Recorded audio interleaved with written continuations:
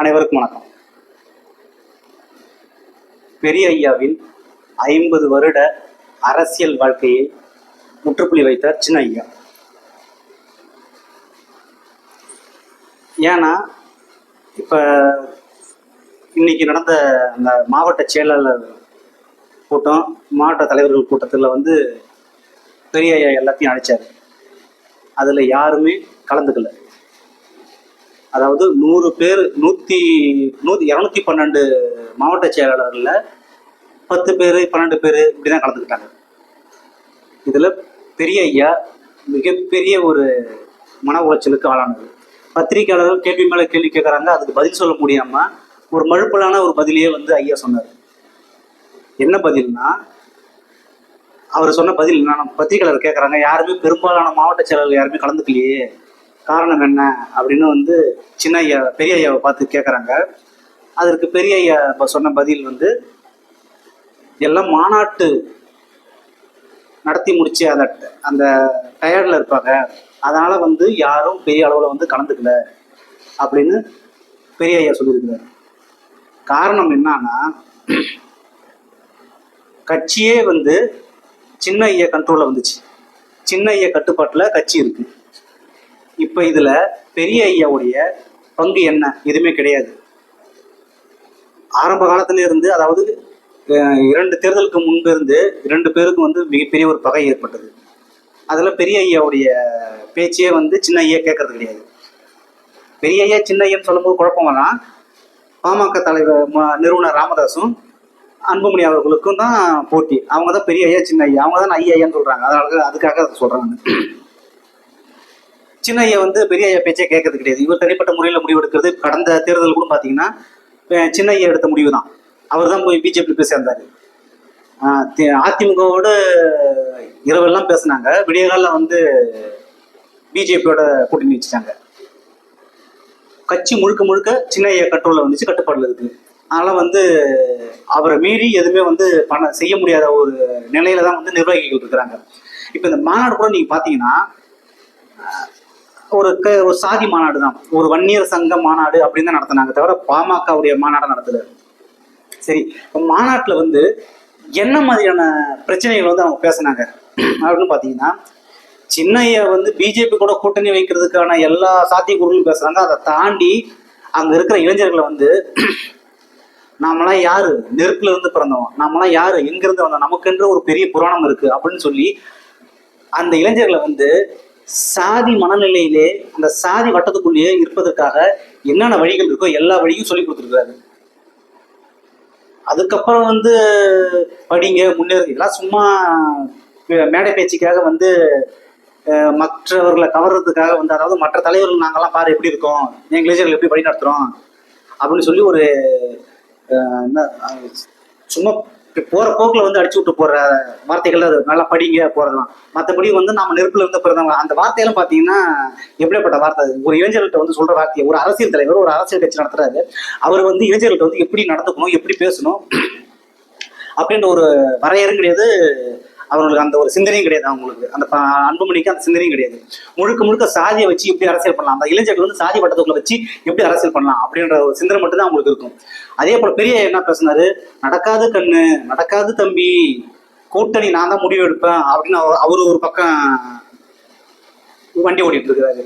ஆனா கட்சி முழுக்க முழுக்க அன்புமணி கட்டுப்பாட்டில் இருக்கிறதால பெரிய ஐயாவுடைய கதை முடிஞ்சது. அவருடைய 50 வருட அரசியல் வாழ்க்கைக்கு முற்றுப்புள்ளி வச்சுட்டாரு சின்ன ஐயா. வேலை முடிஞ்சது. இனிமேல் பெரிய ஐயா நம்பி யாருமே கிடையாது. முழுக்க முழுக்க சின்ன ஐயா தான். இனிமேல் கட்சி சின்ன ஐயா தான், அவர் எடுக்கிற முடிவு தான். அவர் ஆல்ரெடி பிஜேபி கிட்ட கட்சியை அடமானம் வச்சுட்டாரு. இனிமேல் மீட்க முடியாது. ஏன்னா ஆல்ரெடி லெட்டர் பேட் கட்சியெல்லாம் பிஜேபி கிட்ட போய் வித்துட்டாங்க. அதுல இப்ப அதாவது கடந்த ஆளுங்கட்சியா இருந்த எடப்பாடி அவர்கள் கூட பிஜேபி கிட்ட அடமானம் வச்சுட்டாரு. அதனால இனிமேல் கட்சியை மீட்கக்கூடிய நிலையில அவர் கிடையாது.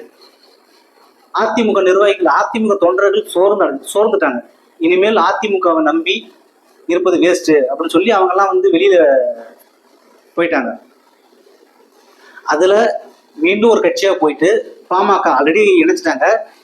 இப்போ இடையில வந்து நாங்கள் வந்து கூட்டணி அறிவிக்கல அப்படின்லாம் சொல்லி ஒரு கதையை வந்து உருவாக்குறது காரணம் என்னன்னா, பேரம் பேசுறதுக்கு, பெட்டி வாங்குறதுக்கு, ஸ்வீட் பாக்ஸ் வாங்குறதுக்கு, இது போன்ற நிலையில தான் வந்து அவங்க வந்து கூட்டணியை உறுதிப்படுத்தலை. ஆனால் பிஜேபி சொல்லிட்டாங்க, நீ எங்கே போய் எங்கே வந்தாலும் நம்மக்கிட்ட தான் வந்தாகணும்.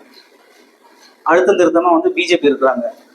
அந்த கொள்கையோட உறுதியோட அன்புமணி அவர்களும் வந்து பிஜேபி கூட தான் கூட்டணி வச்சு ஆகணும் அப்படின்ற ஒரு நிலையில தான் இருக்கிறாரு. இப்போ இந்த மாநாடு, ஒரு மாநாடுன்னா ஒரு அரசியல் நகர்வு இருக்கணும், அரசியல் தெளிவு இருக்கணும், அரசியல் புரிதல் இருக்கணும். வர்ற இளைஞர்களுக்கும் வர்ற கட்சி தொண்டர்களுக்கும் இந்த கட்சி நிர்வாகிகளுக்கும் என்ன மாதிரியான அறிவுரை சொல்லணும், கட்சி மேலும் மேலும் எப்படி வழி நடத்தணும், கட்சி வந்து நம்ம கட்சி வந்து ஓட்டு சதவீதம் குறைஞ்சிட்டு போகிறதுக்கு காரணம் என்ன, இதெல்லாம் வந்து ஆராய்ஞ்சு அந்த மேடையில் பேசினாதான் வந்து வர்ற இளைஞர்களுக்கும் தொண்டர்களுக்கும் மிகப்பெரிய ஒரு உற்சாகமாக இருக்கும், ஆரவாரமாக இருக்கும். வர்றவங்களை எல்லாம் இவங்க எப்போ மாநாடு நடத்தணும், சாதி உணர்வு தூண்டுறது, சாதி பெருமை பேசுறது, இதுதான் அவங்களுக்கு பெரிய ஒரு வேலையே. கட்சி எப்படி வழி நடத்தணும், எல்லா சமூக மக்களும் நம்ம எப்படி அரவணைக்கணும் அப்படின்ற சிந்தனைலாம் கிடையாது. ஏன்னா வந்து இவங்க வந்து இவங்க சமூகத்துக்கு மட்டும், அது வன்னியருக்கு மட்டும் 10.5% இடஒதுக்கீடு வேணும், 10.5% இடஒதுக்கீடு வேணும்ட்டு ஒரு குறுகிய ஒரு சாதி வட்டத்துக்குள்ள அந்த மனநிலையிலே வந்து சுத்திட்டு இருக்கிறாங்க. உண்மையாகவே வந்து இவங்க வந்து வன்னிய மக்களுக்கு வந்து பாடுபடணும்னா ஓப்பனா வந்து அறிவிச்சுட்டு போயிடலாம், எங்களுக்கு யாரு 10.5% இடஒதுக்கீடு கொடுக்குறாங்களோ அவங்களோட தான் கூட்டணி அப்படின்னு சொல்லி. ஆனா அறிவிக்க மாட்டாங்க. ஸோ பேருக்காக வந்து எலெக்ஷன் டைம்ல வந்து நாங்கள் வந்து பேசிட்டோம், இனிமேல் அடுத்த ஆட்சி வந்த பிறகு நாங்கள் வந்து பேசி தீர்ப்போம் அப்படின்னு சொல்லி ஒரு அந்த வன்னிய இளைஞர்களையும் அந்த பாமக தொண்டர்களையும் ஏமாத்துறதுக்கு என்னென்ன வழிகள் இருக்கோ அந்த வழியெல்லாம் செய்வாங்க. அதே போலதான் இந்த மாநாட்டையும் செஞ்சிருக்கிறாங்க. ஒன்றும் கிடையாது, யார்கிட்ட பெரிய இயக்கம்னா திமுக கூட்டணி போனா நம்ம ஏதாவது 4-5 சீட் ஜெயிக்கலாம் இந்த முறையாவது அப்படின்னு பெரிய இயக்கம் கணக்கு. சின்ன இயக்கம்னா நீ வந்து திமுக பக்கம் போனா என்ன தூக்கி உள்ள உட்கார வச்சிடணும், உன் வேலையை பாரு, நான் பிஜேபி கூட தான் கூட்டணி போவேன். ஆனால் இந்த பாமக ஜெயிச்சா என்ன தோத்தா என்ன, நான் வந்து செட்டில் ஆகிட்டேன், என் பொண்ணுங்களுக்கு செட்டில் பண்ணிட்டேன், எல்லாம் செட்டில் ஆயிடுச்சு, இனிமேல் எனக்கு எந்த ஒரு இதுவுமே கிடையாது, நான் பிஜேபி கூட சேர்ந்துடுறேன், பாமகவை நம்பி இருக்கிற தொண்டர்களுக்கு வந்து எப்படி போனால் எனக்கு என்ன அப்படின்ற ஒரு மனநிலையில தான் வந்து அன்புமணி அவர்கள் வந்து இருக்கிறாரு. அதனாலதான் வந்து தொண்டர்களுக்கு என்ன மாதிரியான அறிவுரை சொல்லணும், கட்சியை எப்படி வழி நடத்தணும் அப்படின்னு மாநாட்டில் பேசுறதே கிடையாது, பேசல. அவர் முழுக்க முழுக்க பிஜேபி கூட போகணுன்ற ஒரு தீர்க்கமான முடிவில் இருக்கிறாரு. ஐயா வந்து திமுக கூட போகணும்னு அந்த தீர்க்கமான முடிவில் இருக்காரு.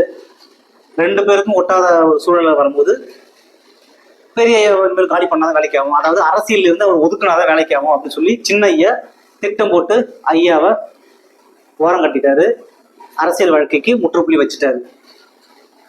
இன்னைக்கு நடந்த அந்த மாவட்ட செயலாளர் கூட்டத்துல பெரிய ஐயாவுக்கு மிகப்பெரிய ஒரு இடியா விழுந்தது காரணமே இதுதான். நாம வளர்த்த கட்சி நம்மளாலதான் வந்து இவ்வளவு பெரிய இடத்துக்கு வந்துச்சு. தமிழ்நாட்டில் மிகப்பெரிய ஒரு கட்சியை வளர்வதற்கான ஒரு சூழலை உருவாக்குனது நாம தான். ஆனா இன்னைக்கு கட்சி நம்ம கையிலே இல்லையே அப்படி என்று மனக்குமுறலோடு பெரிய ஐயா உட்காந்துருக்காரு. வேற ஒண்ணுமே பண்ண முடியாது. நீ விதைத்த விதை, நீ விதைத்த வினை, என்ன விதைச்சியோ அதுதான் முளைச்சிருக்கு, என்ன வினை செஞ்சியோ அதுதான் வந்து உங்களை வந்து சேர்ந்துருக்கு. கூடிய விரைவில் அன்புமணி என்ன வினைய செஞ்சிருக்கிறாரோ அந்த வினை கூடிய விரைவில் அவருக்கு வரும், பார்க்கலாம்.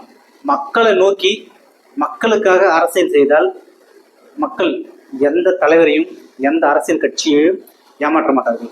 மக்களுக்காக உண்மையா இருந்தால், அவர்களுக்காக உண்மையா உழைத்தால் ஒரு நாள் வெற்றி கண்டிப்பாக கை வந்து சேரும். மக்களுக்காக உண்மையா உழைத்து கொண்டிருக்கிற ஒரு கட்சி நிறைய கட்சிகள் இருக்கு. உதாரணத்திற்கு விடுதலை சிறுத்தைகள் கட்சி மக்களுக்காக உழைச்சிட்டு இருக்கிறாங்க. அந்த உழைப்பின் அடையாளம் தான் இன்னைக்கு கட்சி வந்து அங்கீகாரம் பெற்றிருக்கு, அவங்களுக்கு என்று ஒரு சொந்தமா ஒரு சின்னம் கிடைச்சிருக்கு. உண்மையாக இருந்தால் வெற்றி கண்டிப்பாக உங்க கைக்கு வரும் அப்படின்னு சொல்லுவாங்க. ஏன்னா வந்து இப்போ சினிமாவில் வந்து எத்தனையோ பேர் வந்து கஷ்டப்பட்டுருப்பாங்க, போயிருப்பாங்க. உனக்கு திறமை இருந்தால் நீ உண்மையாக உழைச்சிருந்தனா கடைசி வரைக்கும் உனக்கு சினிமா கைவிடாது அப்படின்னு சொல்லுவாங்க. அதே போலதான் வாழ்க்கைக்கும் சரி அரசியலுக்கும் சரி எல்லாத்துக்குமே உண்மையா நம்ம இருந்தா நம்மளுக்கு என்ன கிடைக்கணுமோ அது கண்டிப்பாக கிடைக்கும். பார்க்கலாம், மருத்துவ நல்ல வீடியோ சந்திப்போம். நன்றி, வணக்கம்.